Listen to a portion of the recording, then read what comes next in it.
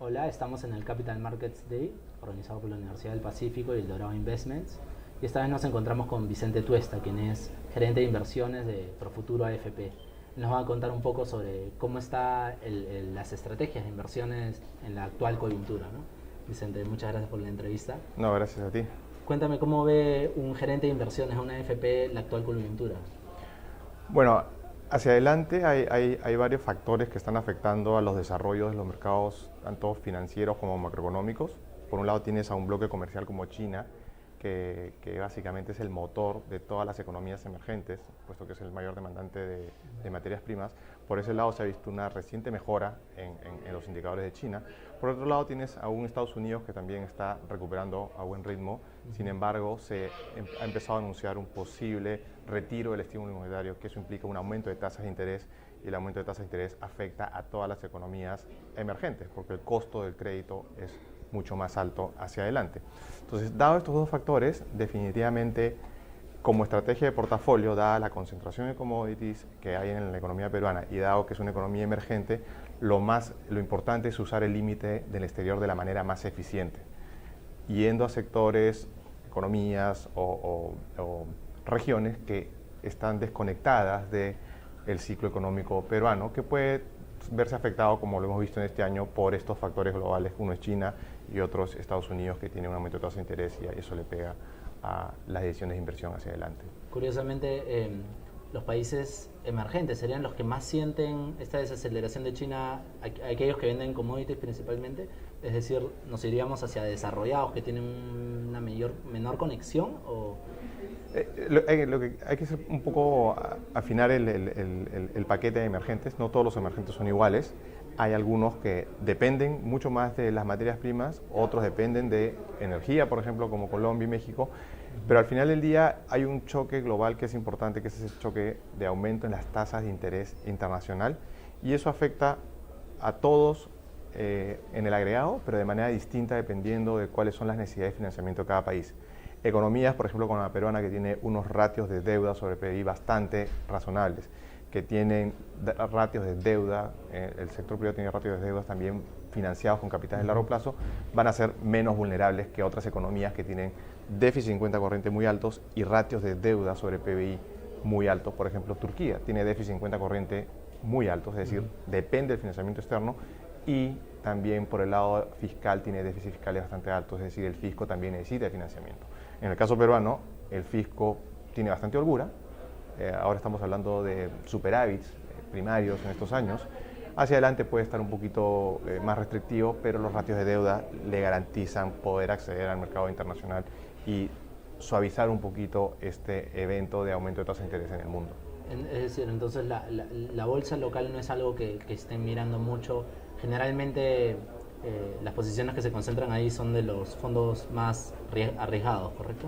A ver, en la bolsa local sí la miramos permanentemente, porque por defecto tenemos que asignar buena parte del portafolio a la bolsa local, y también hay empresas buenas con fundamentos sólidos en el largo plazo. Pero me imagino que la mayoría de posiciones ya está tomada en la bolsa.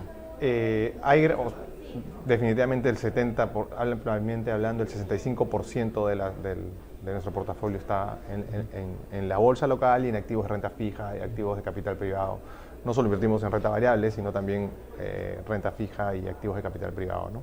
Entonces sí está ahí asignada, y en tanto no tengamos una ampliación del límite en el exterior, definitivamente vamos a seguir viendo la bolsa local, las mejores alternativas que podamos encontrar ahí, ¿no? Y es decir, la ampliación reciente a 36% les cayó en el momento preciso, ¿verdad? Porque justo venía la coyuntura fuerte, ¿no?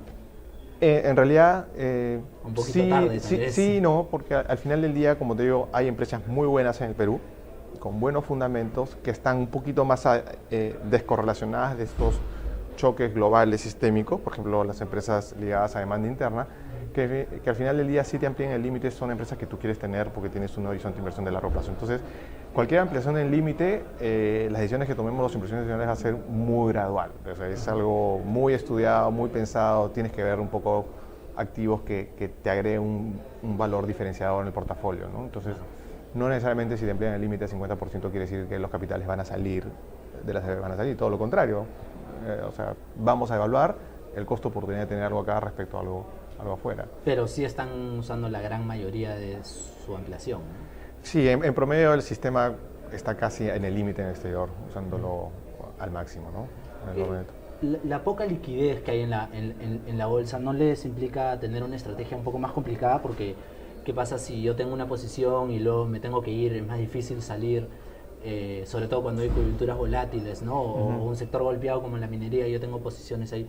¿Cómo hacen con eso, no? De acuerdo. Lo importante es que ex ante, antes de tomar la decisión, tú ya sabes que tienes ese problema de liquidez.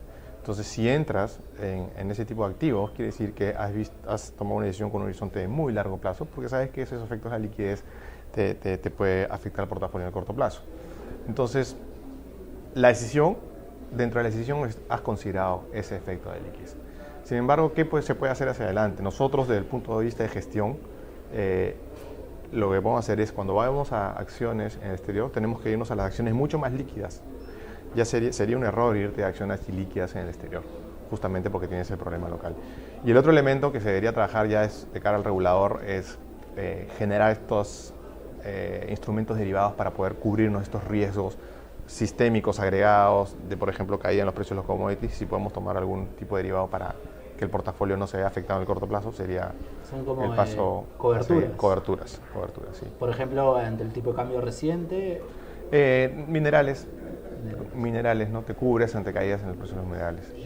¿Qué recomendaciones podrías dar para mejorar, tú crees, la liquidez de la bolsa? Bueno, a ver, se han dado varias medidas. La primera ha sido esta de reducción de costos en las transacciones en la bolsa, que se van a dar a partir de noviembre de este año.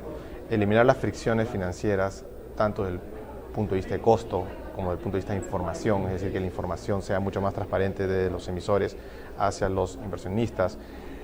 Mejorar las prácticas de gobierno corporativo. Todo eso hace que, como un todo, los costos de invertir en el mercado de capitales peruanos, tanto cualitativos como cuantitativos, sean menores. Y eso definitivamente generaría mucho más liquidez en la bolsa. El otro elemento es el uso del mercado MILA como una alternativa de inversión local, es decir, que las inversiones de las AFPs en mercados MILA sea considerada dentro del límite local. Eso también, por defecto, le generaría liquidez, porque tendrías que empezar a intercambiar papeles locales por internacionales. Tendría mucho más visibilidad la bolsa peruana también, y el mercado de bonos, y también AFPs de los otros países participarían activamente en nuestro mercado. La fusión con Colombia que se suspendió hubiese ido en esa dirección, entonces también. En realidad, ahorita, más que fusión con Colombia, se está hablando de... Se suspendió, ¿no? Pero digo, ¿eso hubiese ayudado en ese sentido? Yo creo que sí. O sea, si al final del día invertir en Colombia es lo mismo que invertir en Perú, y todo está homologado en términos de costos, sí sería una ventaja para el inversionista. Definitivamente. Una última pregunta. ¿Qué crees que son países, digamos, estereotipados, que sin embargo significan buenas ventajas de inversión? Por ejemplo, ¿se pueden encontrar hoy en día oportunidades en España o en Italia? ¿O son muy riesgosas para un IPP? Hay que ser selectivo en Europa. Definitivamente las señales de recuperación son más claras. El apoyo que ha dado la Reserva Federal y los gobiernos también ha sido bastante positivo. Pero dentro de Europa tienes que escoger, pues, ser muy selectivo, ¿no? Hay el riesgo de cola ancha de un evento muy inesperado se ha disipado, pero eso no quita que pueda regresar, y es por eso que ir a Europa definitivamente hay que ir con mucha cautela. Es un mercado que no lo conoces tanto como el peruano.